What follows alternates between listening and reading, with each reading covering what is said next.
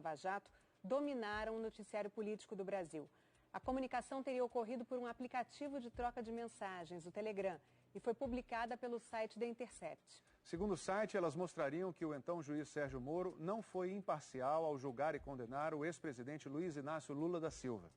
O Intercept diz que recebeu as mensagens de uma fonte anônima e que checou sua autenticidade. Moro denunciou no dia 4 de junho que foi vítima de um hacker.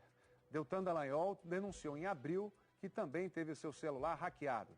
Os dois questionam a autenticidade das mensagens, alegando que elas podem ter sido adulteradas. Independentemente de como as mensagens foram obtidas, os usuários dos aplicativos se questionam: o Telegram é mais seguro ou não? E quem é o exótico milionário russo que criou o aplicativo? Posando sem camisa no deserto, esse homem quer mostrar saúde. Ele é o exótico bilionário russo Pavel Durov, de 34 anos. Faz 15 anos que Pavel não bebe álcool, não usa drogas, não ingere nada que tenha cafeína, não come carne. Mais recentemente, ele passou a comer nada. Diz que está vivendo só à base de água. Mas Pavel Durov não se resume a folclore e esquisitices. Ele é inimigo de um dos homens mais poderosos do mundo, o presidente russo Vladimir Putin. Teve que fugir da Rússia. Passou anos vagando pelo planeta, no máximo 5 semanas em cada lugar. Só nos últimos tempos parou no endereço fixo, Dubai, nos Emirados Árabes. E de lá, ele comanda seu império. Pavel fundou em 2006 a VK, que se tornou a rede social mais popular da Rússia. Grupos de oposição a Putin começaram a usar a VK para se organizar. O governo foi para cima e apoiou um fundo de investimentos que, na marra, comprou a empresa de Pavel. Ele foi obrigado a aceitar a venda. A essas alturas já tinha saído escondido da Rússia. Pegou o dinheiro, cerca de R$1,5 bilhão de reais em valores de hoje, e se instalou primeiro nos Estados Unidos. E foi de lá que ele anunciou que já vinha trabalhando num novo projeto, o aplicativo de mensagens Telegram. Pois é, o mesmo Telegram que nos últimos dias está no centro do noticiário político aqui no Brasil. Isto porque teriam sido extraídas do Telegram as conversas que o site The Intercept publicou esta semana. São mensagens que o site atribui ao então juiz Sérgio Moro, atual ministro da Justiça, e a procuradores da Operação Lava Jato. Domingo passado, o Intercept divulgou um primeiro bloco de trocas de mensagens atribuídas a Moro e a procuradores, incluindo o chefe da força-tarefa, Deltan Dallagnol. Segundo o site, os diálogos mostram que o então juiz Sérgio Moro teria orientado ações, o que é proibido pela Constituição, e teria cobrado novas operações dos procuradores. Moro também teria reclamado do tempo entre uma operação e outra. Em outro trecho da conversa, segundo o Intercept, Moro teria passado para Dallagnol pistas de uma transferência de propriedade para um dos filhos de Lula. Durante a semana, o Intercept publicou trechos completos desses diálogos. E na sexta-feira, uma nova troca de mensagens. No diálogo, de acordo com o Intercept, no mesmo dia em que ouviu o ex-presidente Lula pela primeira vez, Moro teria sugerido ao Ministério Público a publicação de uma nota oficial contra a defesa do ex-presidente. Moro e os procuradores negam ter visto impropriedades nas mensagens publicadas domingo passado e não reconhecem a autenticidade das conversas que o Intercept divulgou. Acrescentam que sofreram uma invasão criminosa e que, se mensagens foram extraídas de seus telefones, elas podem ter sido adulteradas. Ainda nessa reportagem, especialistas vão explicar se isso é possível e, caso seja, se há como provar a autenticidade e a integridade das conversas.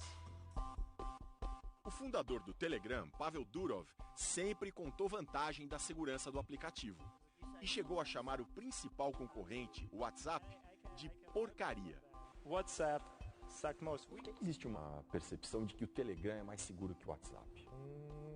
Tenho certeza tanto da percepção, porque na área técnica não se coloca tanto o Telegram como o mais seguro.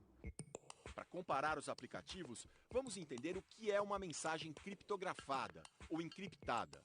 O professor da USP explica, com um exemplo de mensagem. Você manda um número 1, 2, 3, 4, 5, 6. Quando ele está encriptado, o que vai acontecer é que ele vai ser um número maluco, 9, 8, 3, 1, 1, 2. Não é só fora de ordem. Não é só fora de ordem, é embaralhado e substituído.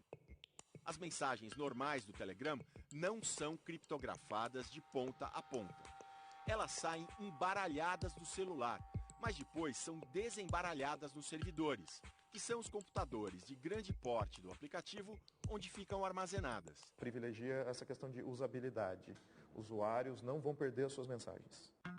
Já no WhatsApp, as mensagens ficam guardadas só nos celulares dos usuários e são criptografadas de ponta a ponta. Qualquer pessoa que pegar no meio do caminho, ela vai ver dados com aparência aleatória e não dá para decifrar. Vamos supor que um criminoso invada uma conta de WhatsApp usando um outro celular ou um computador. Pode até entrar na conta, mas não vai conseguir puxar as mensagens antigas, porque elas estão guardadas só no celular do dono verdadeiro. Agora, se alguém invadir uma conta de Telegram, aí dá para acessar as mensagens antigas, porque elas estão arquivadas num servidor. É só o invasor pedir o histórico que o servidor entrega. Mesmo que seu celular esteja desligado, não dê acesso direto a ele. Até existe um jeito de as mensagens do Telegram serem criptografadas de ponta a ponta. Mas para isso é preciso entrar no chamado chat secreto. A pessoa tem que pensar, hoje eu vou mandar uma mensagem que eu preciso proteger, criar o tal do chat secreto para fazer a proteção de fato, porque senão ela vai ficar armazenada no servidor. A gente já viu então que do WhatsApp não dá, mas do Telegram dá para puxar mensagens antigas de uma conta invadida. Isso é claro se o verdadeiro dono da conta não tiver apagado as mensagens no celular, porque aí elas somem do servidor central também. Bem, nesse caso que está acontecendo agora no Brasil, se o que de fato aconteceu foi uma invasão de conta, como é que essa invasão foi feita? Os especialistas têm algumas hipóteses mais prováveis. Primeira, o invasor usa o Telegram na versão para computador, fornecendo o número da vítima. Aí, o Telegram precisa saber que você é o dono do número do telefone. Para isso, ele manda um código por SMS. Mas esse código SMS não tem nenhuma proteção e pode ser interceptado no meio do caminho por um invasor que consiga entrar no sistema da operadora. O jeito mais fácil de capturar, de se passar por um usuário, é capturando esse código. Outra possibilidade, a chamada engenharia social. Começa quando o invasor descobre o número do celular da vítima. O especialista em segurança dá um exemplo de golpe. Você postou um anúncio que está vendendo alguma coisa. Em questão de minutos você recebe uma ligação ou uma mensagem no seu telefone dizendo como eles estão tendo muita fraude. Eles vão mandar uma mensagem com um código e você vai ter que informar esse código para eles. Ao mesmo tempo, de um computador, um invasor da mesma quadrilha está tentando entrar na conta do aplicativo de mensagens da vítima. O aplicativo vai mandar um código para fazer a autenticação. Quando o SMS do aplicativo chega, a vítima se confunde, pensa que aquela senha é a do site de anúncios e acaba revelando para os criminosos o código que libera a invasão no aplicativo de mensagens. Seja qual for a origem das mensagens atribuídas a Moro e a Lava Jato, o ministro e os procuradores não reconhecem a autenticidade delas. E segundo o professor da USP, vai ser quase tecnicamente impossível determinar de onde as mensagens realmente vieram e se foram adulteradas. Isso tem a ver com a própria maneira como os aplicativos de mensagens são projetados. Não dá para provar que uma mensagem foi enviada de um certo celular. Então, tecnicamente, não dá para dizer, isso veio daqui, não teve alterações, não tem como. Dá para fazer alterações nas mensagens, manipular a memória do celular para dar a impressão de que veio de um outro usuário. Em tese, haveria uma maneira de conferir a autenticidade das mensagens, compará-las àquelas que ainda estejam arquivadas nos celulares dos citados. O ministro Moro já declarou que não tinha mais Telegram ativo havia tempos. Os promotores, até o momento, nada falaram sobre isso. Mas mesmo que eles deem os celulares para exame, se houver discrepâncias entre as mensagens armazenadas e aquelas publicadas no site, eles sempre poderão ser acusados de terem apagado certa quantidade ou trechos inteiros para inviabilizar a comparação. Uma perícia, portanto, que não seria a prova de questionamentos por uma das partes. O site Intercept Brasil nega com veemência que as mensagens que publica tenham origem num hacker. O site afirma que as recebeu de uma fonte e que checou a autenticidade, sem revelar como. Para se proteger de ataques, a principal dica é ativar uma senha a mais no seu aplicativo de mensagens. Uma segurança só e nenhuma é quase a mesma coisa. Você precisa ter vários níveis de segurança. Esse segundo nível de segurança pode ser acionado tanto no WhatsApp quanto no Telegram.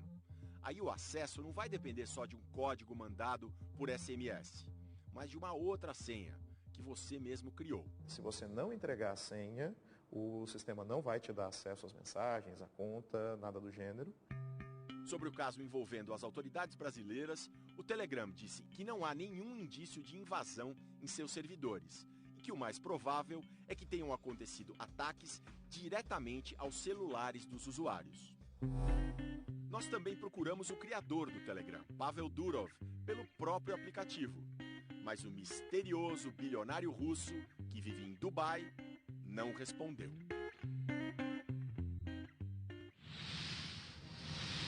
É hoje,